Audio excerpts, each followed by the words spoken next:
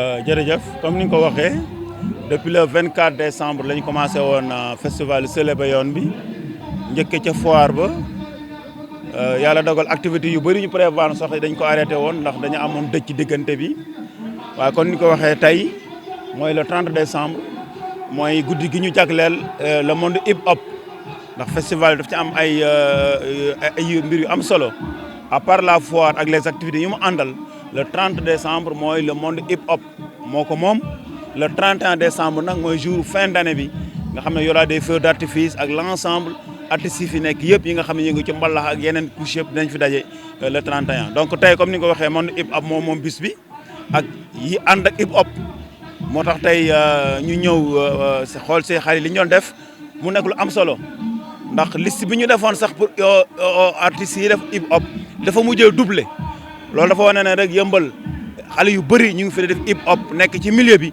te am ci talent trop loolu nag moo waraloon tey ñu def plateau bi ñu yéeg te si ñu ngi nii di way lu neex di wane lu neex loolu nag c'est important moo tax tey ñu ñëw pour ànd ak ñoom feete ak ñoom bis bi en attendant li ñuy préparer le 31 décembre.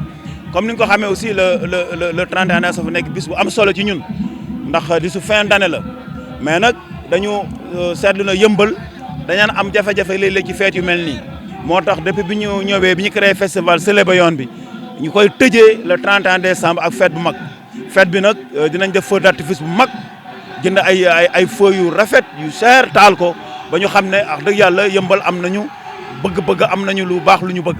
alors bu ñu paree nag artistes yi fi nekk ñi def mbalax ak ñi def yu mel noonu théâtre ñu bëri dinañ fi daje suba ñoom ñëpp wane seen talent jouer ak seen public mais li am solo tout le temps moo wax ko fàttali ko mooy esprit festival bi.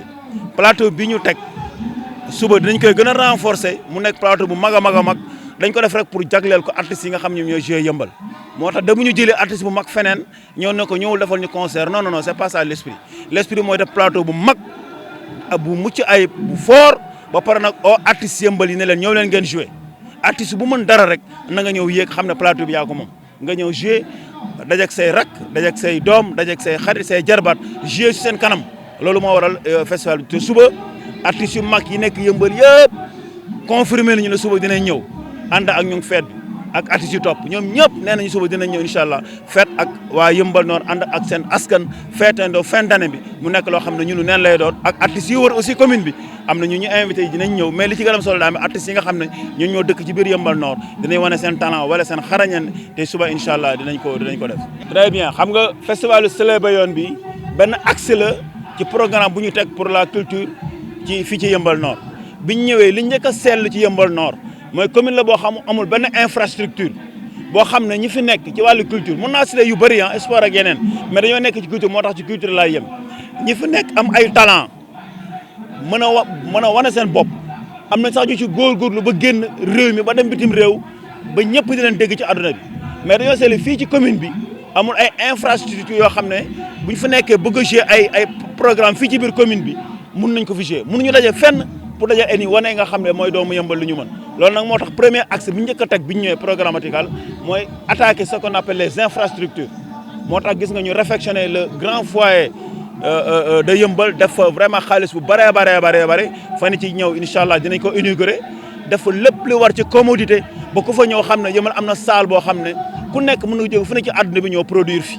loolu mooy objectif bi ñu réfectionner maison de la femme bi nga xam ne jigéen ñee ko moom mais yokk ci benn femme def ci biir benn kii bu bayal bu yaatu ba def benn scène ca fond ba loolu des fois ñu fi mën yenn prestation yoo xam ne ci wàllu culture ci wàllu théâtre yooyu mën nañ ko fa def mu nekk ay espace yu ñu créé aménager le terrain basket qui est modulable que des fois ñu mën ci def ay prestations le clou nag mooy fii ci gàddaay am na fi site bu mag boo xam ne def nañ ci dañuy tuddee un centre socio-culturel boo xam ne def nañ ci plus de 350 millions rien que pour le bâtiment te équipement yi ñëwagul loolu nag bu ñu koy def dañ ko jégleel le monde de la culture mais en plus du monde de la culture lépp li nga xam ne mooy wàllu lu jëm ci yooyu parce que wax nañ ay salles yu mag yoo xam ne tey ku bëgg a def séminaire ku bëgg a def benn formation defee ko fa kon loolu moo tax ñu attaqué infrastructure yi incha allah ci at bi lu ci bëri dinañ ko inaugurer buñ ci boolee maintenant accompagner les artistes parce que ñu ngi taxawal waxtaan nañ ci ak la commission pour taxawal lu ñuy tuddee le fonds d'appui aux initiatives culturelles benn fonds boo xam ne moom la ñuy teg pour accompagner le monde de la culture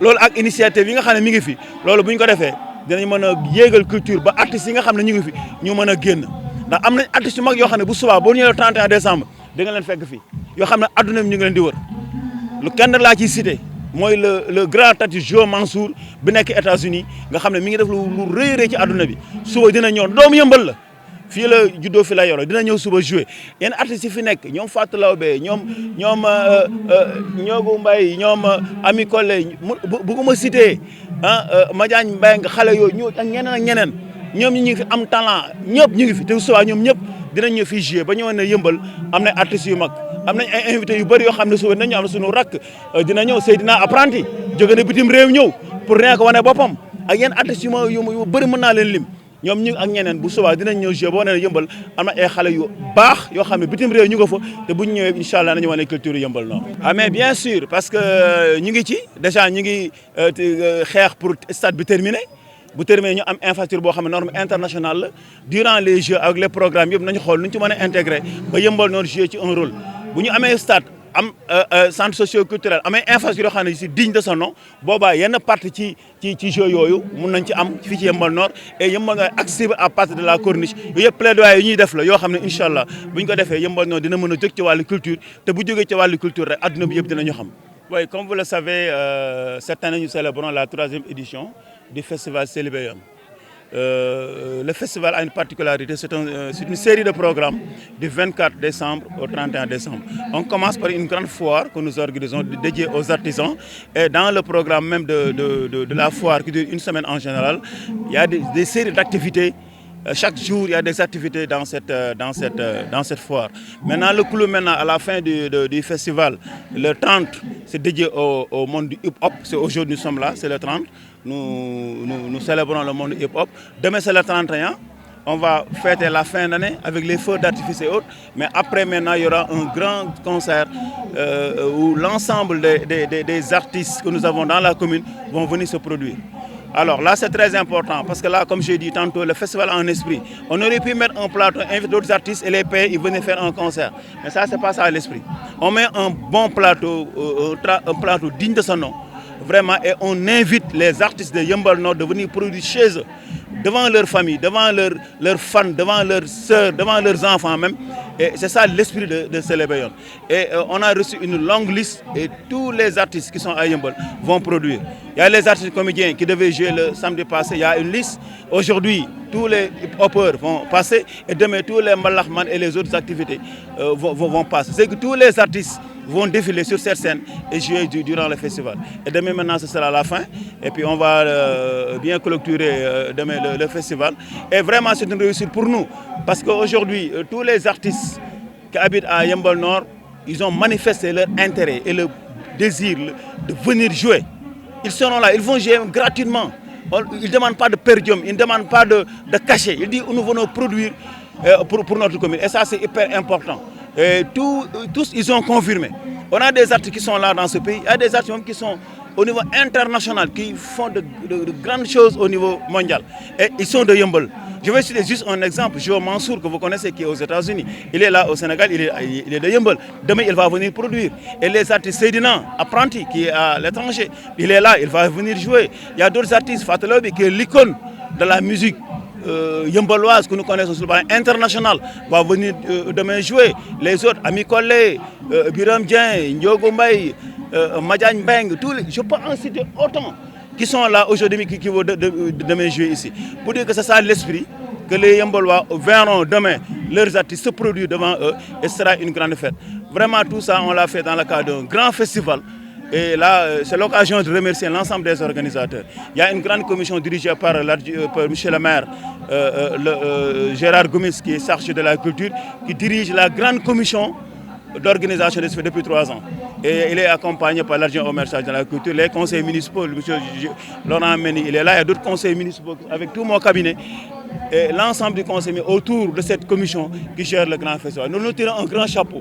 Malgré les difficultés et les contraintes, ils ont su tenir pour que le festival ait lieu. Et vraiment, nous les remercions, nous les félicitons d'avance en attendant demain de terminer la très belle fête demain le 31 décembre.